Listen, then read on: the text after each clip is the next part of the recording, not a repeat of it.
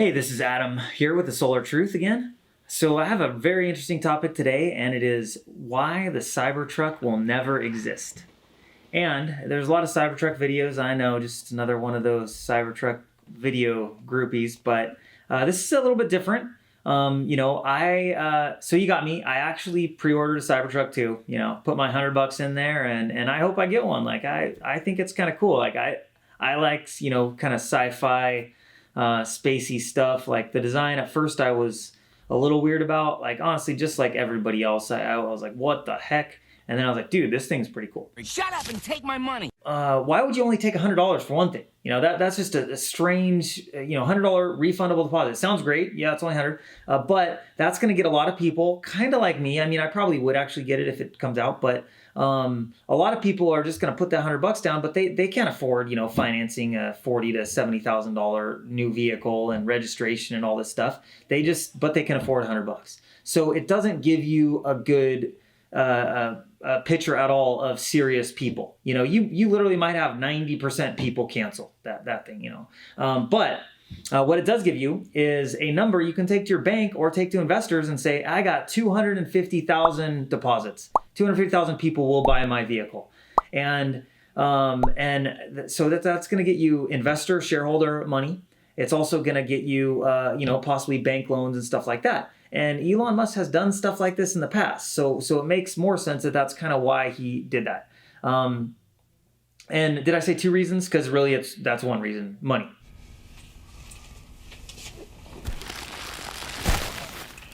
Dude, what are you doing? So that's why he did it, to get money. It also got him a free $20 million, 250,000 or more, 25 million, 250,000 deposits, probably more now. I think that's probably a little outdated data, but that money just, all he did was make one vehicle, and he got $25 million. That nobody's gonna ask for that back. Why would I even ask for my $100 back? Let's say 5 years down the road, the Cybertruck's still not here, and I'm like, am I gonna go online or call, or I don't even know how to get my $100 back? But if I figure that out, how to do that, would I lose my place after waiting 5, 10, 15 years? And now if it does come out a week later, I just lost my place in line for $100? No. So basically he got $25 million for free, and for building one vehicle and doing a launch and stuff like that. Obviously there's a lot of more cost that went into that, and it might have cost him $25 million just to make that prototype with all the R&D and everything. The problems with it and why it's probably not going to happen, which again I hope it does, and I hope that I'll be driving a sweet Tesla Cybertruck in a year or two. I think it'll be great for like local, just quick trips and stuff like that. Maybe not the greatest for towing and long range things, but I don't do a whole lot of that. So, interesting news also on me is I was in a car accident 3 days ago, Saturday. So basically, I was rear-ended, and my truck, didn't get damaged too much. I think most of the impact was on the hitch, a little bit of the bumper, as you see here. But I got out of my truck, and I stopped at a red light and was hit, tires screeching, and launched me forward. I think it got me a little bit, but nothing too bad. So I got out, and the guy didn't get out for a little while, so I was pretty worried. Ran up there, and a little while later, he got out of his truck. 85-year-old guy, but his truck, as you can see, again Nissan, was completely destroyed. I mean, this thing, engine parts are all over the street and everything, like you see. But 85-year-old guy not injured. So why weren't we injured? His airbags, did deploy, and that helped a little bit. But the thing is, his truck took that impact. So this got me thinking. And, there's a lot of reasons why the Cybertruck, could have issues as its current design is. So this is a big issue. When his truck took all that impact, that means his body didn't. It's called crumple zones. It's what happens. Vehicles are kind of designed to do that. So the stainless steel body of a Tesla Cybertruck it doesn't have a frame, so its body is the frame. It like is, you know, basically bulletproof and indestructible. That thing, it wouldn't crumple. It wouldn't have these crumple zones. Basically, you know, you probably wouldn't even notice anything that happened, even less damage than my truck, you know, if you were in an accident like that. But your body would take that impact instead. So, you know, you would crumple or you would liquefy or something, who knows. You know, and it would kind of be like walking with your face into a stick that has a pad on the end of it. Bam. You know, that would hurt quite a bit. But if it's a spring with a pad on the end of it, you know, that's the impact that crumple zones does. And you know, he's 85 and hey, he was walking fine.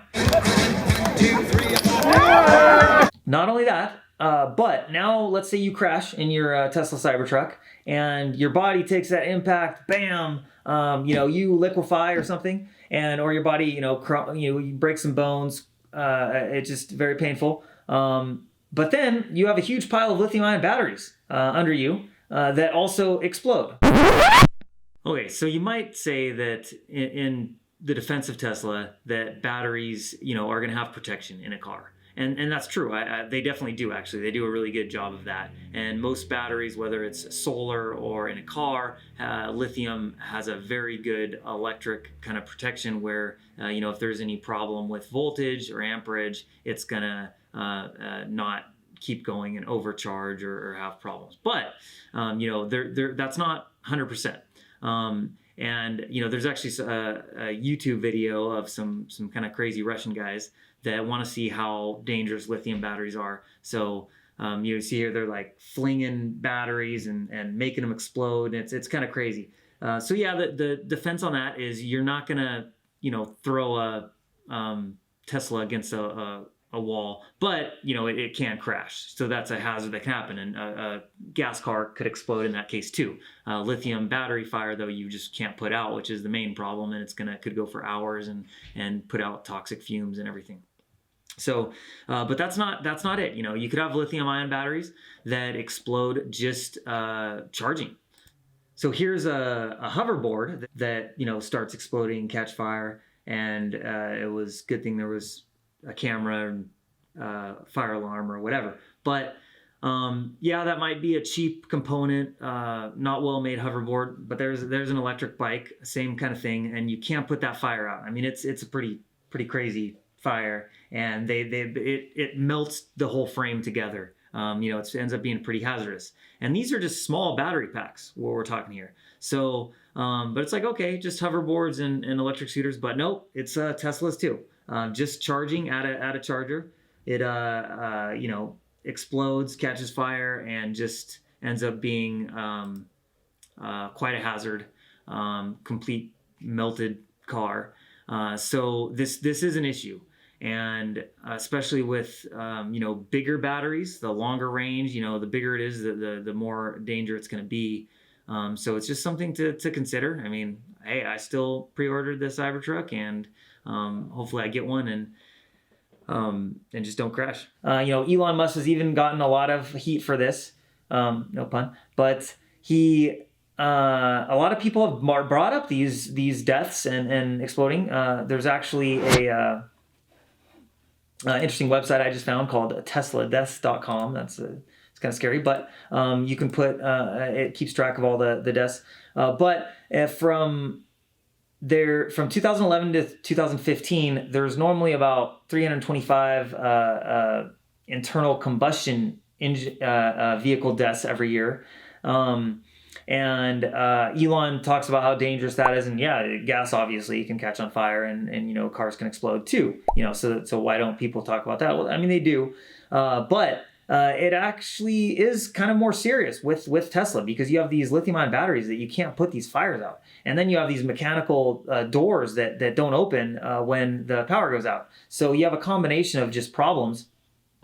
So anyway, for normal cars, there's about 1.23 fire deaths per year from 2011 to 2015. There's some of these statistics out there.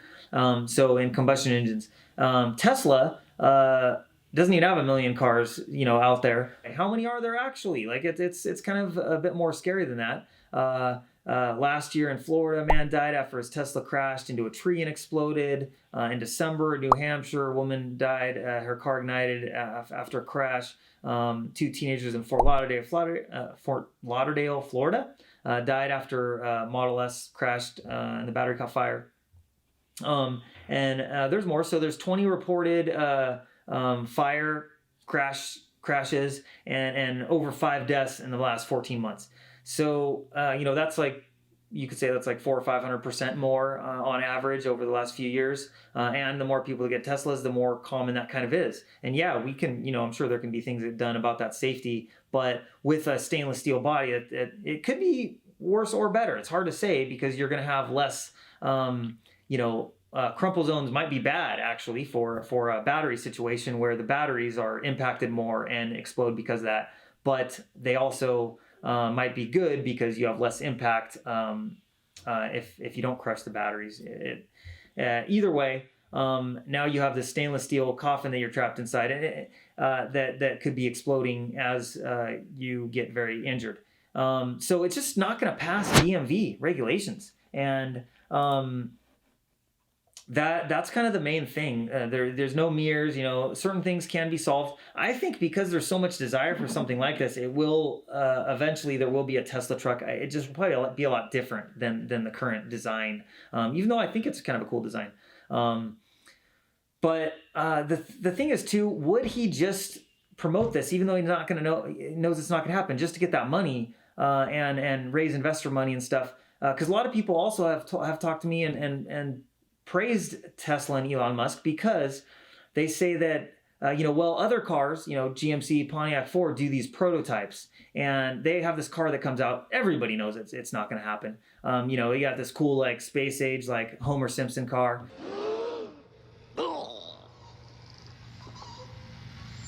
It's just not going to happen. It's not practical. It's never going to see the light of day, but they're showing that they're futuristic and they have a vision and, they're doing new things and being cool and stuff. But they're not going to make it. And they're not trying to hide that. But, so some people don't like that. They're like, well, we know they're not going to do this. So that's kind of lame. But they also don't take $25 million from people, and don't do it. They put that money from R&D into that. So if Tesla doesn't actually make the Cybertruck and they took that money, that actually is kind of messed up. But maybe it is just a prototype test, and then they actually got paid for it. So it's also kind of smart and genius, So we'll see. But has he done stuff like this before? Yeah, he kind of has. 4 years ago. I have another video on Tesla and SolarCity and the solar roof tiles. Like, whatever happened to those? There's some new information on that coming out, but what's the real story? So make sure you check that video out. But the same thing kind of happened. It's actually kind of crazy. Solar roof tiles actually were started 10 years ago by Dow Chemicals, and they stopped making them in 2016 because they just didn't have a customer base and just didn't really work. But now, Elon Musk comes out there and says these are the future. 2016 also, about 4 years ago. Every home's going to have these. These are the future. Tesla's, it's going to be huge. We got to acquire SolarCity to do this. Well, the back end, a few months before, Elon Musk met with his cousins, the founders and CEOs of SolarCity, and right after he met with them on this ranch or something, people have brought this up in lawsuits, which is where this information will come from. Put the links for that, because shareholders are suing Tesla and Elon Musk over this situation. The stock had been artificially increased by Elon Musk and SpaceX, which it was the only company that SpaceX publicly traded company that they were an investor in. So it was kind of a strange situation, but that was like $355 million to do that. So it artificially boosted SolarCity. And then after this meeting, Tesla bought SolarCity for either 2.6 or 7.4 billion. So I know they were in debt for 2.6 billion, but anyway, it was an inflated price and quite a large price, billions. So then at the same, when he's announcing this, he's announcing the solar roof tile, and he's getting shareholders to invest in this. And he raised that money to buy SolarCity from shareholders, investors, based on the solar roof tiles, which he keeps saying, I'm going to do 1,000 a month or something like that. And he's been saying that for the last couple of years. So that hasn't really happened. And how many are there out there? Well, for the best I can tell, they're very closed off about that, but there's like 12. 4 years later, there's like 12 prototypes out there. And put a link for a video of a guy in San Jose that is near the factory. So he was one of those prototypes. But solar roof tiles, there's a lot of problems with that. And now we get to talk about solar a little bit more. So there, you can't just put a single cell on a tile. It gets like 150, 200 degrees. Not going to be efficient. It also wastes a bunch of space on that tile, one cell, and you have 2 wires coming off that. So now it's a cost a lot more. So he's supposedly brought the cost down a lot. Originally, it was like over $100,000 for these systems, where it would have been like $20,000 for a normal solar panel system. Now it's more like $43,000 to $40,000 to $50,000 with a roof too. And he says it's cheaper than solar and a new roof. Well, that's if you buy the tile, maybe. Nobody needs to do that to get a new roof. Comp shingles aren't that expensive, or you're repapering your roof, because that's what a new roof means in roofing. You're putting new paper on. You're not putting new tiles, because tiles last thousands of years. When 900 years old you reach, look as good you will not. It's concrete.